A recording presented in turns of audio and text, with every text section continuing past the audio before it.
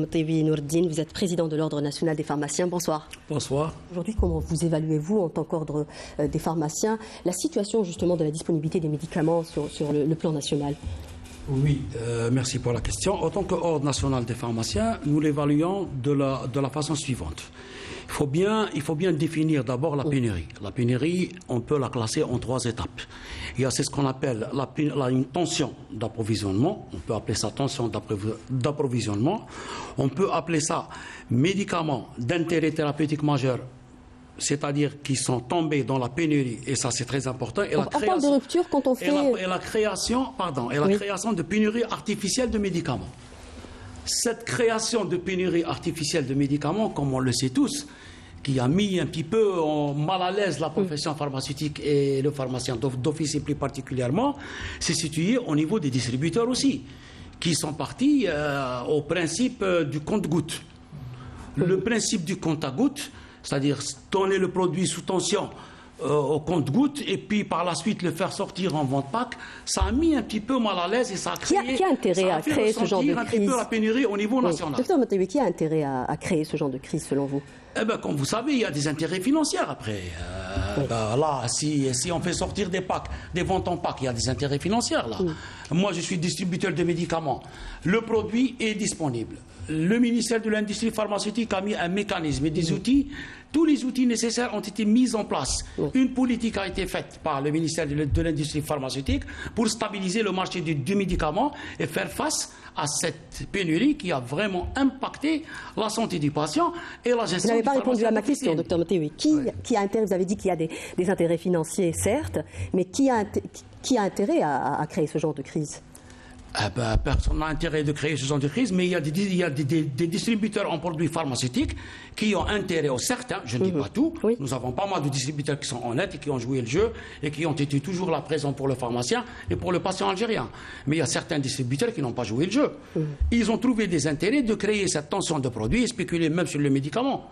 Afin de créer cette pénurie aussi. Mais vous êtes deux, docteur Motaibi. Vous êtes alors le syndicat et vous êtes aussi l'ordre des pharmaciens. En principe, vous ne laissez pas faire.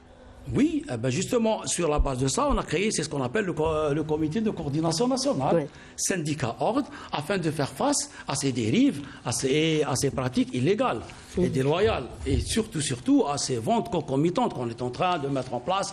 Et on a le sentiment qu'on est en train de les légaliser même, et de les légitimer même. Donc, l'ordre et le SNAPO se sont mis d'accord pour se mettre ensemble, en jumelage, et pour aller vers une action commune. Comment se fait concrètement la décision d'arrêter d'importer un traitement? C'est-à-dire sur quels critères on va décider d'arrêter l'importation d'un médicament? Je pense qu'à mon avis, le ministère de l'Industrie pharmaceutique justifie ça par des alternatives.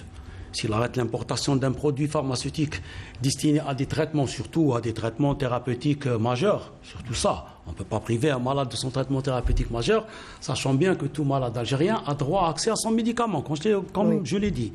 Et c'est un droit constitutionnel. Voilà.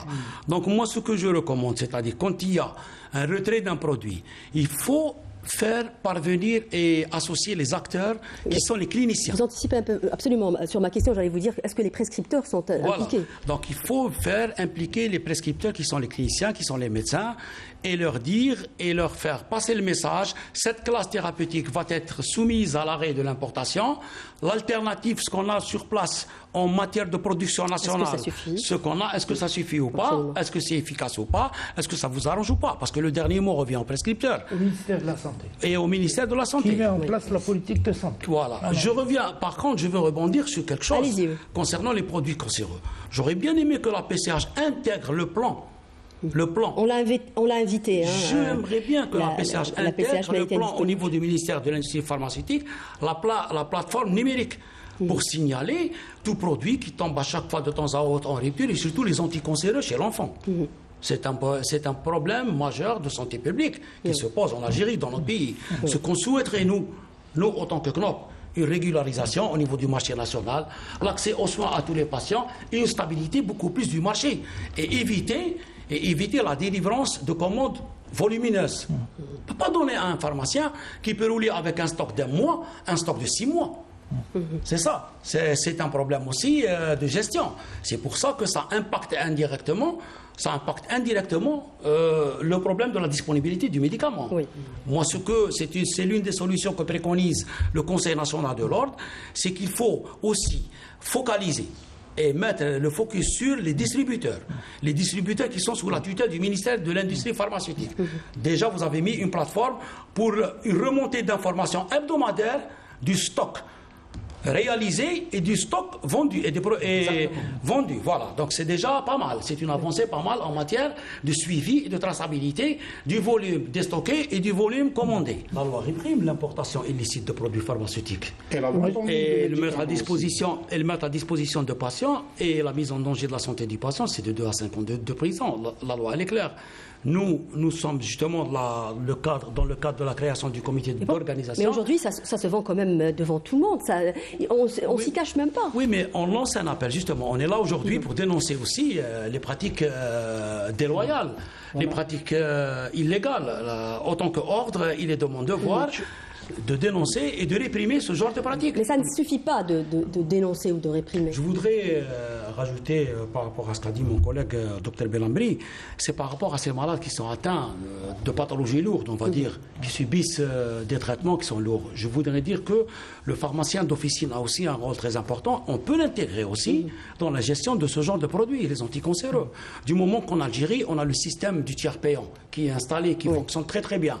La sécurité sociale joue un jeu vraiment digne d'un pays européen, il faut le dire. Nous avons l'assurance maladie qui est obligatoire, tous nos malades sont pris en charge, et particulièrement les chroniques. Donc pourquoi pas ne pas affecter une quantité de ces produits vers l'officinal qui, lui, peut prendre en charge ce genre de malade en ambulatoire. Merci à vous de nous avoir prêté attention. N'oubliez pas de nous rejoindre sur les réseaux sociaux. Cette émission est à présent terminée.